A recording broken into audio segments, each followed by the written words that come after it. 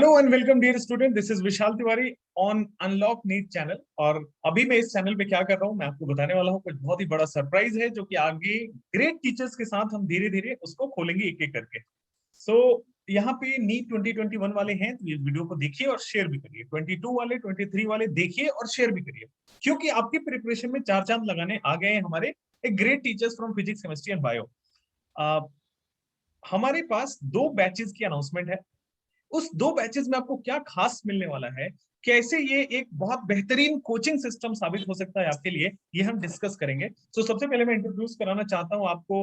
Physics में हमारे साथ है अनुराग पांडे सर, जो कि कंप्लीट फिजिक्स आपको इस चैनल पे पढ़ाने वाले हैं। और केमिस्ट्री में हमारे साथ है निखिल सैनी सर, जो कि कंप्लीट केमिस्ट्री आपको यहाँ पे पढ़ाने वाले हैं कुछ अलग अंदाज में। और बायोलॉजी की क्वीन हमारे साथ है गार्गी मैम, जो कि आपको पूरा बायोलॉजी एकदम हैंड टिप्स पे करा देगी, जैसा कि आपको नीट में चाहिए होता है। सो हम तीनों से एक एक करके बात करेंगे। हम तीनों एक एक चारों लोग एक्चुअली बात करेंगे कि आपको इस चैनल पे क्या मिलने वाला है अगले 6 महीने साल भर के अंदर। तो स्टार्ट करते हैं फिजिक्स से, जो कि सबसे बड़ा डर है सर नीट वाले स्टूडेंट्स को। उनको पता नहीं क्यों फिजिक्स नाम से ही डरा जाता है। अब पढ़ने तो दूर की बात है, पढ़ेंगे तो जरूर आसान लगता, बट फिजिक्स नाम सुनते ही पहले डर जाते हैं। तो पहले सर अनुराग सर आपसे स्टार्ट करेंगे कि what should be their strategy in the coming days. Vishal sir, सबसे पहले मैं अपने आप को इंट्रोड्यूस कर दूं। सर, मेरा नाम अनुराग पांडे है और 2012 में मैंने इस एग्ज़ाम को दिया था नीट को। ऑल इंडिया रैंक 96 मेरी आई थी वाह। और उस टाइम पे फिजिक्स मेरा फेवरेट सब्जेक्ट था। और टोटल फिजिक्स में जितने क्वेश्चंस थे 50 थे सर, तो उसमें से 49 क्वेश्चंस मैंने करेक्ट किए थे अपने एग्जाम में, नीट एग्जाम में। उस टाइम तो नीट नहीं होता था सर, ऑल इंडिया पीएमटी के नाम से होता था। हाँ। तो बच्चों को मैं कुछ स्पेसिफिक बातें बताना चाहता हूँ कि फिजिक्स में कौन सी ऐसी चीजें हैं जिनको करने के बाद बच्चा अगर चाहे तो फिजिक्स में बहुत ही बढ़िया परफॉर्म कर सकता है। तो सर, जिस टाइम पे उस टाइम से लेकर अभी तक का जो एग्जाम का ट्रेंड है, अगर उसे देखें तो cut off day by day बढ़ती चली जा रही है। अभी इस टाइम पे तो आप देखें 650 प्लस होगा बच्चा, तब उसकी पॉसिबिलिटी बनती है कि वो कुछ कॉलेज में जा पाएगा। और हम लोग के टाइम पे तो मतलब इससे बहुत ही नीचे कट ऑफ पे कॉलेज मिल जाता था। तो क्या हो रहा है सर, पेपर का लेवल धीरे धीरे करके ईजी करते जा रहे हैं। अब इस इजी लेवल के पेपर को अगर सॉर्ट आउट करना है, इसको सॉल्व करना है, तो उसके लिए बहुत ही इंपॉर्टेंट है कि बच्चा इस बात को आइडेंटिफाई कर पाए कि उसे किस चीज़ को पढ़ना है और किस चीज़ को नहीं पढ़ना है। क्योंकि फिजिक्स ना सर थोड़ी सी समझ में आने लगती है तो इंसान का फिर डाइवर्सिफिकेशन होता है, वो चाहता है कि पूरी फिजिक्स खत्म कर दे, बड़ी बड़ी किताबें और सारी चीज़ें सॉल्व करना। लेकिन नीट के स्टूडेंट के लिए सर ये बहुत ही इंपॉर्टेंट है कि वो ये जान पाए कि वो किन किताबों को, किन नोट्स को पढ़े, तो उसका सिलेक्शन हो जाएगा। अगर उसको सिर्फ ये बात पता रहे तो बाकी चीज़ें तो अपने आप ही आसान हो जाती हैं।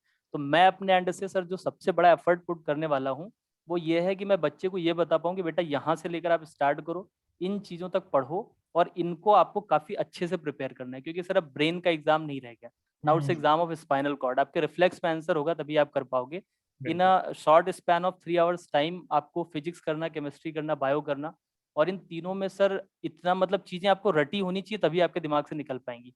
तो अगर आप सिलेबस को थोड़ा भी एक्सटेंड करके चलोगे फिजिक्स में, आप पता चला S C Verma is a very good book sir, मैंने लगाई लेकिन सेलेक्ट होने के बाद लगाई, मतलब अपने शौक के लिए लगाई।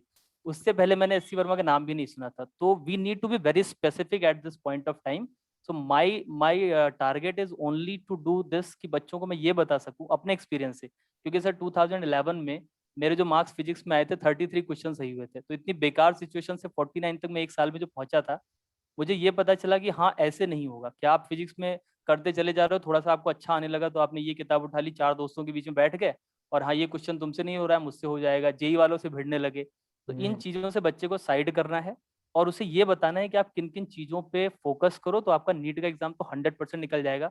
तो मुझे तीनों सब्जेक्ट में जो सबसे आसान सब्जेक्ट लगता है वो लगता है फिजिक्स, क्योंकि no revision is required. You don't need to revise it any time. एक बार आपने सवाल लगाना सीख लिया, it's like riding a bicycle. एक बार आपको आ गई तो फिर आपको सीधे एग्जाम में जाके सवाल ही करने। मतलब बायो में तो ये है कि आप एक बार कर रहे हो, दो बार, चार बार, तो वो फिर बढ़ती जाती है। तो फिजिक्स को सर जितना इजी मैं फील करता हूँ, मैं चाहता हूँ कि मेरा बच्चा भी उसको उतना ही इजी फील कर ले पाए।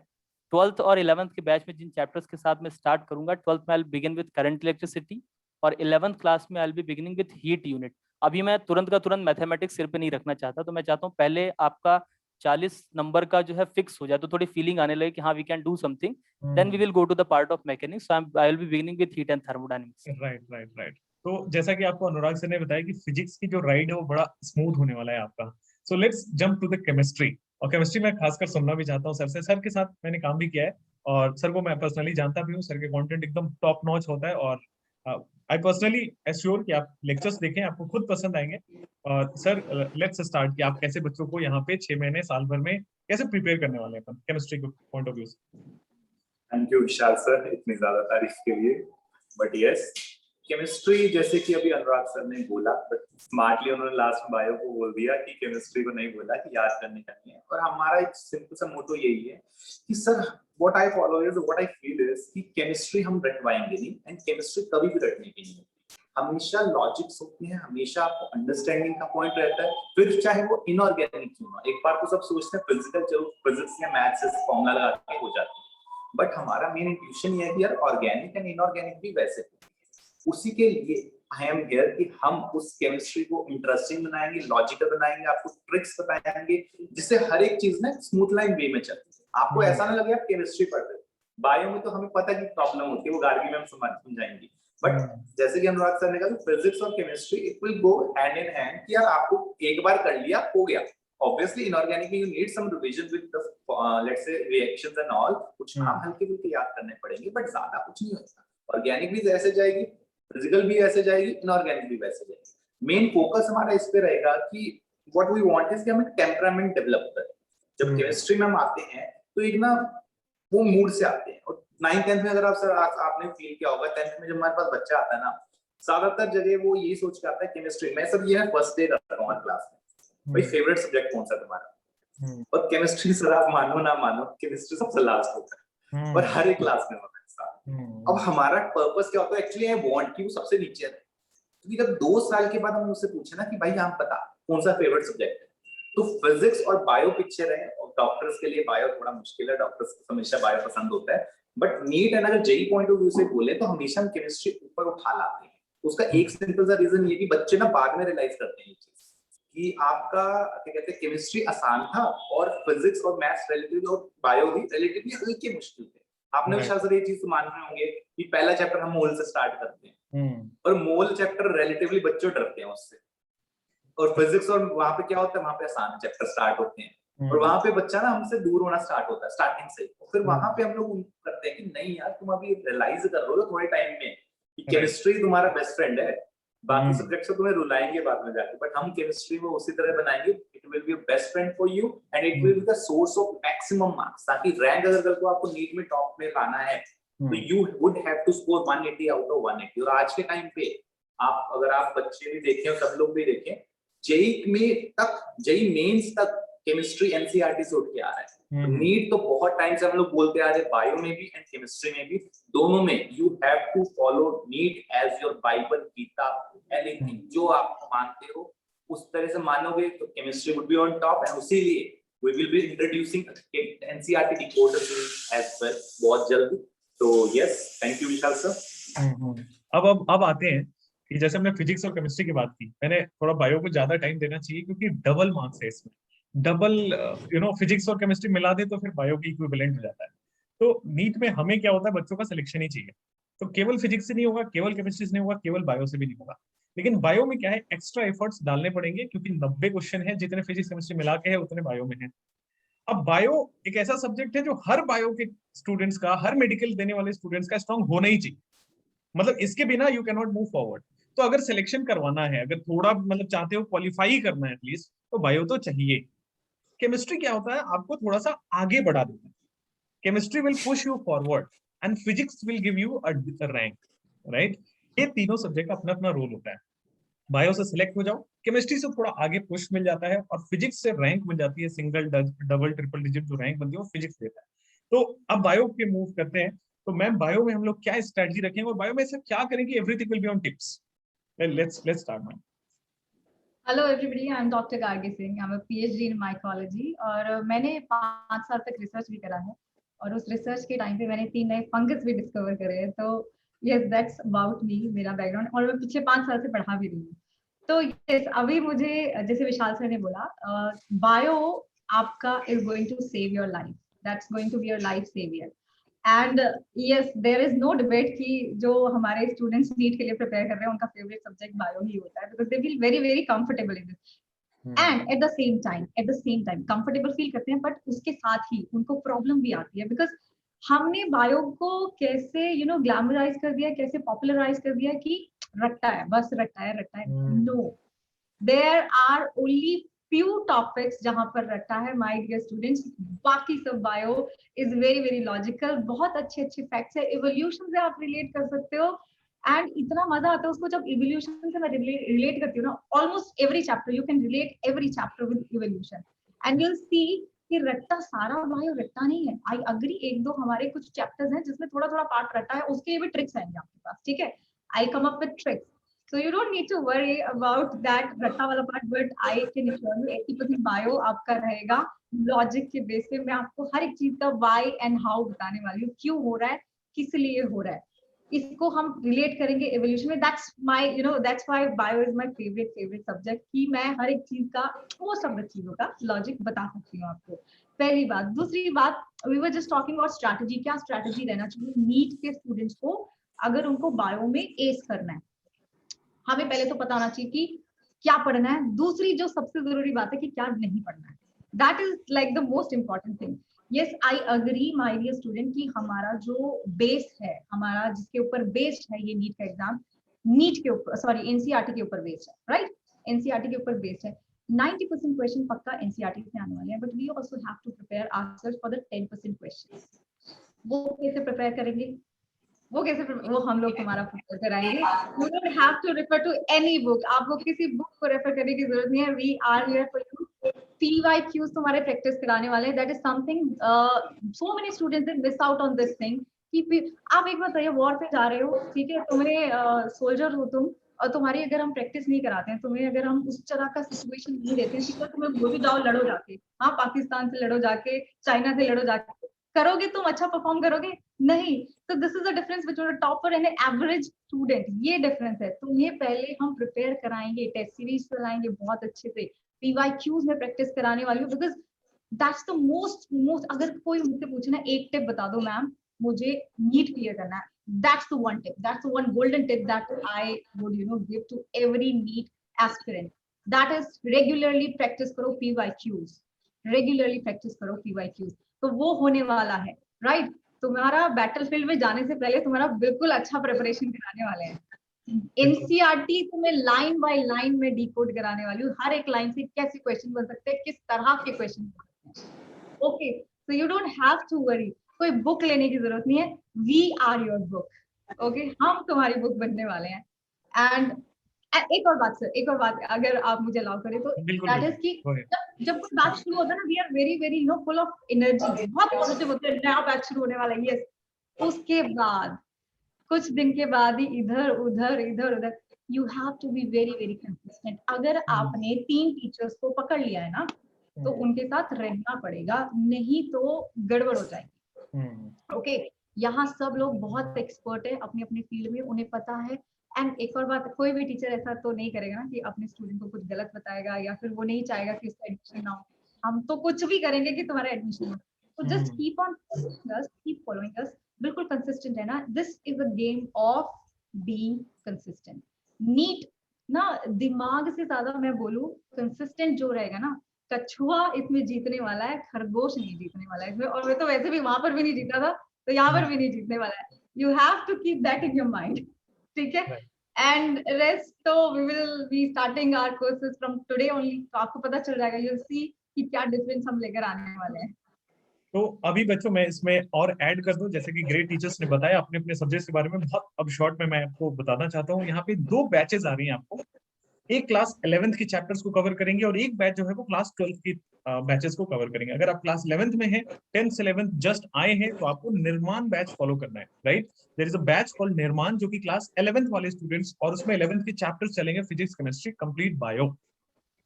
साथ में 12th वाले बच्चे जो हैं, जो इनको 12th के चैप्टर्स पढ़ने हैं, वो है सक्षम बैच, ठीक है, जो कि आपको सक्षम बना देगा आपके नीट क्वालिफाई करने के लिए। अच्छा, ये बात बताता हूँ, अगर आप 11th में है ना, अगर आप निर्माण बैच ज्वाइन करना चाहते हैं, तो this is Monday, Wednesday and Friday, alternate days पे है। और उसी तरह जो सक्षम बैच है वो है टीटीएस में, ट्यूसडे, थर्सडे एंड सैटरडे में। तो अगर आप 22 के एस्पायरेंट हैं या फिर 23 के एस्पायरेंट हैं, अगर आप 22 वाले हैं तो आपको दोनों बैचेस अटेंड करने हैं, 23 वाले हैं तो आपको एक सिंगल बैच अटेंड करना है। मैं तो कहूंगा कि जो लोग भी इस चैनल पे आ रहे हैं, दोनों बैचेस को फॉलो करिए और इसमें फोड़ दीजिए, मचा दीजिए। अब इसमें क्या क्या अलग होने वाला है, सी, आपको पहली बार मुझे लगता है कि किसी चैनल पे नहीं हुआ होगा, इस चैनल पे होगा कि आपको कंप्लीट शेड्यूल 6 महीने का मिल रहा है। मतलब मैक्सिमम सर मैंने देखा है 1 महीने तक का शेड्यूल मिलता है, या फिर चलो ठीक है सिलेबस कंप्लीट हो जाएगा, अपनी मर्जी से होता है सब कुछ। यहाँ पे क्या होगा, you will get a schedule of 6 months. जैसा कि ऑफलाइन क्लासरूम्स में होता है कि भाई ये 6 महीने में आपका सिलेबस कंप्लीट होना है या यहाँ तक कंप्लीट होना है, तो will give the entire plan, ताकि आप भी उसी हिसाब से प्रिपेयर्ड रहो। ठीक है, उस प्लान में क्या होगा फिर, उस प्लान के बारे में बात भी करते हैं। आपके साथ टॉप टीचर्स हैं, पूरे शेड्यूल रहेगा, और हर दिन आप अलार्म सेट ही कर लो। एवरीडे अलार्म आता है ना, वो एवरीडे वाले मोड पे जाके सेट कर लो, 5 बजे से 8 बजे यही रहना है। 5 PM पे आपको फिजिक्स का जो सबसे बड़ा आपका जो रैंक शेपर है ना, वो स्टार्ट होने वाला है अनुराग सर के साथ। दैट 5 बजे हर दिन आप अनुराग सर के साथ स्टार्ट करिए। 6 बजे बायो में आप सुपरस्टार बनिए गार्गी मैम के साथ, और फिर 7 PM पे निखिल सर आपको 8 बजे तक वो केमिस्ट्री की सफर तय कराएंगे। और ये अगर 5 से 8 रोज बैठने की आदत बना दी, तो फिर वो नीट में जो 2 से 5 का समय होगा ना आपका 22 या 23 में, तो फिर वो बहुत सुकून वाला समय जाएगा आपको। तो ये 3 घंटे डिफिकल्ट जरूर होने वाले हैं, हर स्टूडेंट के साथ होता है। मैं बोल रहा हूँ डिफिकल्ट, स्टडी बोरिंग है मुझे पता है, लेकिन बिना इसके कोई ऑप्शन नहीं है। You are not son of Ambani, या फिर आप टाटा बिरला के साथ बेटे नहीं हो कि बिना पढ़ाई काम चल जाएगा। ठीक है ना, आपको पढ़ना पड़ेगा ये 3 घंटे, ये रियलिटी में आपको मानना पड़ेगा। और आपको आपके पास गाइडेंस मिलेगी, जो खुद रैंक ला चुके हैं, वो भी इतनी अच्छी रैंक ला चुके हैं अनुराग सर। इस चैनल पे आपको पूरा गाइड करते रहेंगे, आप अनुराग सर से बेटर रैंक लाना है।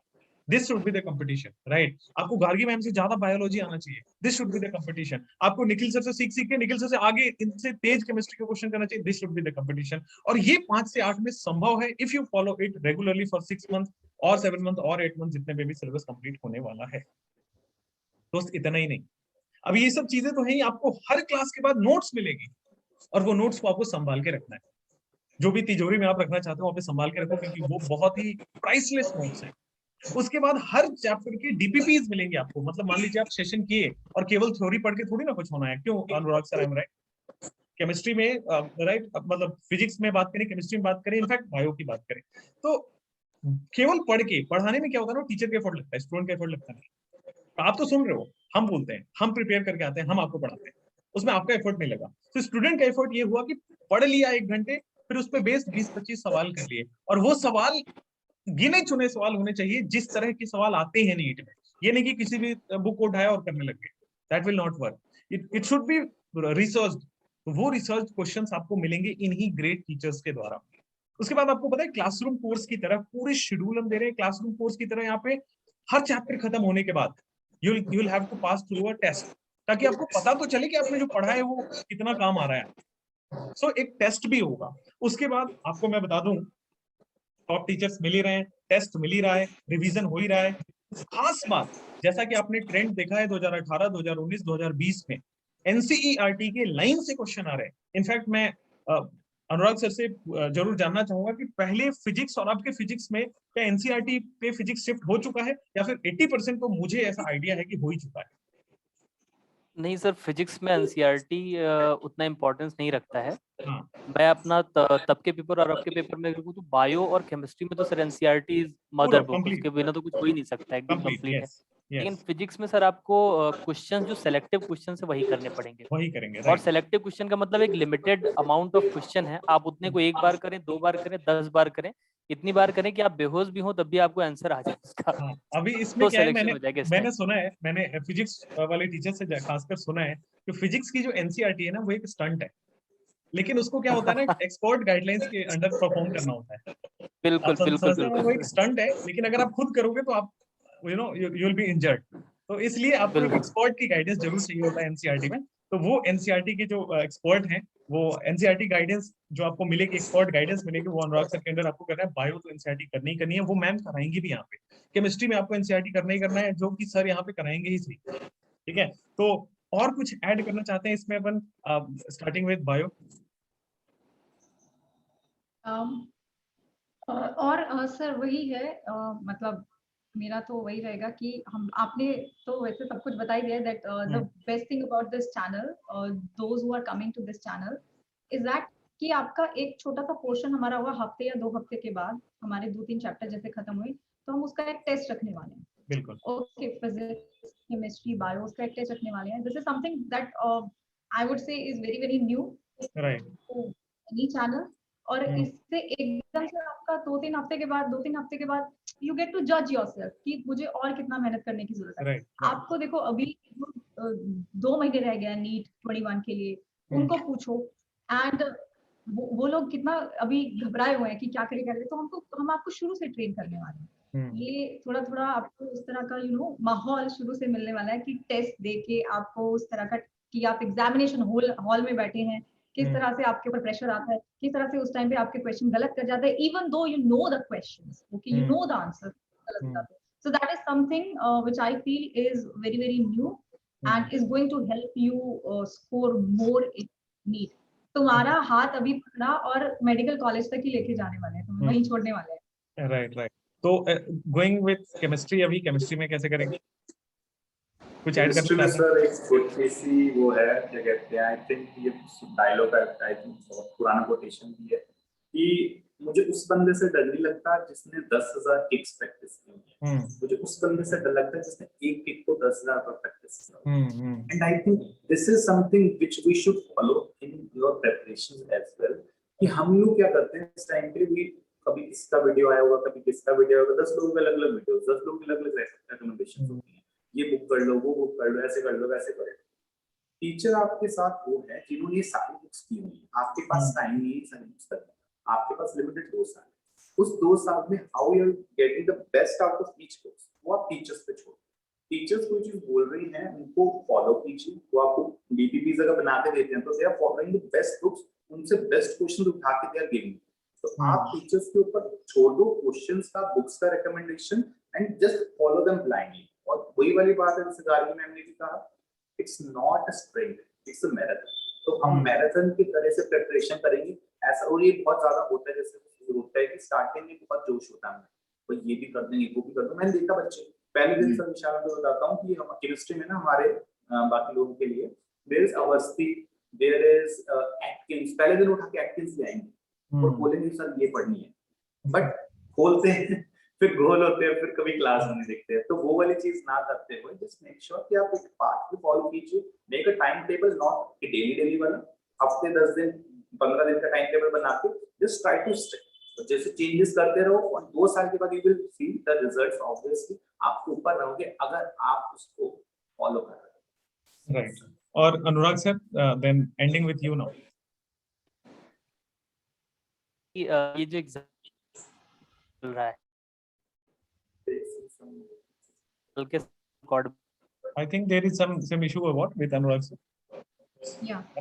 Anurag sir, please refresh your system once. कोई नहीं, ऐसा तो होता रहता है आजकल। क्या वो गुजरात और उधर देख रहा था मैं कि कुछ तूफान और बारिश की वजह से कुछ करते हैं वही में भी बहुत राइट। तो ऐसा चल रहा है अभी तो। यस, अनुराग सर अभी ज्वाइन कर लेंगे हमें। तो हम अभी इसको कंक्लूड करने के लिए ऐसा कहें कि अगर कोई बच्चा 6-7 महीने यहाँ पे पढ़ता है तो ही कैन गेट एटलीस्ट मतलब 650-670 मार्क्स यहाँ से आ जाएंगे उसके। और थोड़ा बहुत अगर मेहनत कर लेता है तो फिर वो 700 तक पहुंच सकता है, 715 तक पहुंच सकता है, 710 तक पहुंच सकता है। राइट। तो आप अपने ग्रेट टीचर्स के साथ यहाँ पढ़ सकते हैं, और यहाँ पे आप ग्रेट टीचर्स के साथ पढ़ने के साथ साथ प्रैक्टिस करिए, अपने टाइम टेबल बनाइए, और फिर बहुत अच्छे से अपनी प्रिपरेशन को कंटिन्यू करिए। अनुराग सर आ गए हैं। अनुराग सर, फिजिक्स के बारे में आप बता रहे थे। Sir you are on mute. Mic mute. हाँ सर, मैं ये बताना चाहता था कि फिजिक्स में एक जो सबसे स्पेसिफिक बात है जो मैं बार बार बताता फिरूंगा पूरे ईयर तक, क्योंकि सर 1 साल की जर्नी में मैंने अपने मार्क्स को जब बढ़ाया था, मैंने जो चीज फॉलो की वहां से लेकर यहाँ तक, वो ये है कि be specific about whatever you are going to do. If अगर आपने एक भी सवाल दिन भर में एक सवाल गलत कर लिया, दूसरे साइड का कर लिया, तो वो आपका मोरल गिराएगा और फिर वो धीरे धीरे आपके दिमाग में बातें बैठती जाएंगी कि हाँ फिजिक्स तो कठिन है। जितना मैं आपको बता रहा हूँ उतनी चीजें आप फॉलो करते जाएं तो 100% सर्टेन, क्योंकि एग्जाम में सर आप देखो बच्चे 720 ला रहे हैं। 720 लाने का मतलब क्या है सर, पेपर का लेवल ही नीचे जा रहा है, क्योंकि बच्चा तो ऐसा नहीं कि ब्रेन का साइज 1450 से लेकर 2000 सीसी हो गया इस टाइम पे।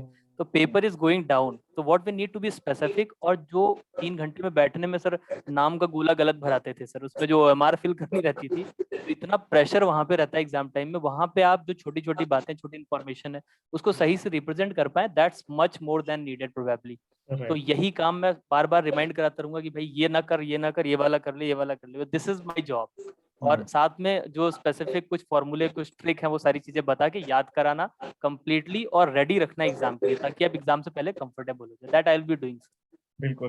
तो हमने जाना आपके ग्रेट टीचर्स से कि आपके इंडिविजुअल सब्जेक्ट कैसे चलने वाले हैं, फिजिक्स में कैसे मूव करेंगे, केमिस्ट्री में कैसे मूव करेंगे, बायो में कैसे स्ट्रॉन्ग बन सकते हैं। तो ये सब चीजें हमने जाना, और धीरे धीरे सेशंस को अटेंड करिए। सेशंस की नोट्स आपको मिलती रहेंगी। मैं रिकमेंड करूंगा, मैं अपनी पर्सनल रिकमेंडेशन है कि आप खुद से नोट्स बनाएं। जब आप नोट्स बनाते हैं तो आपका दिमाग, आपका और आपका हाथ सब कुछ एक्टिव रहता है, तो आपको चीजें लॉन्गर मेमोरी के लिए वो फायदेमंद होती है। उसके बाद ये ग्रेट टीचर्स आपको गाइडेंस देते ही रहेंगे, पीपीपीस के क्वेश्चंस मिलते ही रहेंगे, टेस्ट सीरीज चलते ही रहेंगे। बस आपको भी चलते रहना है। जिस दिन चलने का मन ना करे उस दिन थोड़ा बहुत स्टेप आगे बढ़ना है, नहीं तो रेंग रेंग के चलना है, रुकना नहीं है किसी पे। बस ये है, दौड़ो नहीं तो चलो, नहीं तो रेंगो, लेकिन रुको मत। That's it, and that's the ending message for this session. Thank you so much, great teachers, आपके टाइम के लिए। and we'll be continuing। छोड़ने वाले हैं बच्चों, मचाने वाले हैं। आप सब लोग इसको अपने अपने सोशल मीडिया पे शेयर करो, टीचर्स को टैग करो, सारे टेलीग्राम और सारे व्हाट्सएप ग्रुप पे इसको शेयर कर दो। We are going to start with a bang. Thank you so much for joining the amazing session. This is Vishal Tiwari signing off now. Bye bye. Thanks.